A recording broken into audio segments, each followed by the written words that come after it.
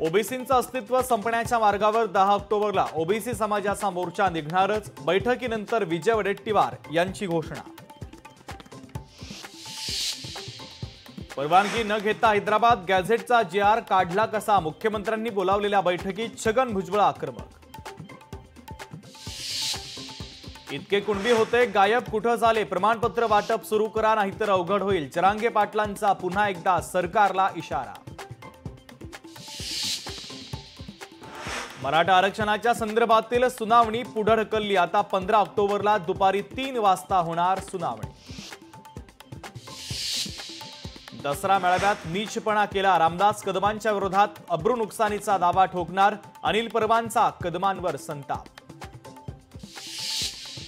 1993 ला रामदास कदमांच्या पत्नीने जाळून घेतलं की जाळलं याची गृहराज्यमंत्री योगेश कदम यांनी चौकशी करावी आणि या प्रकरणी नार्को टेस्टही व्हावी। अनिल परबांची पत्रकार परिषदेत मागणी।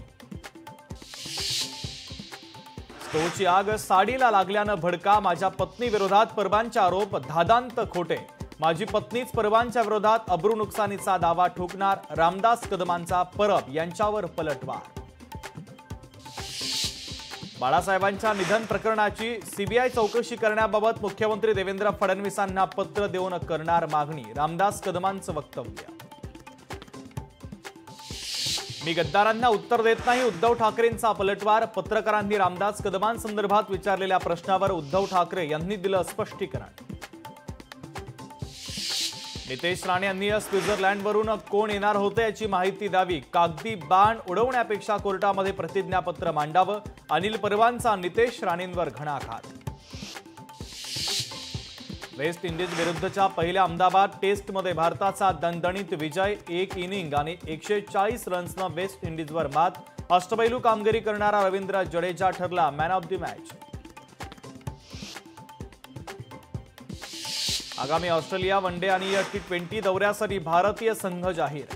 रोहित ऐवजी आता शुभमन गिल वनडे टीमचा कर्णधार, तर श्रेयस अय्यरकडे उपकर्णधारपद। T20 टीमची कमान सूर्यकुमार यादवकडेच।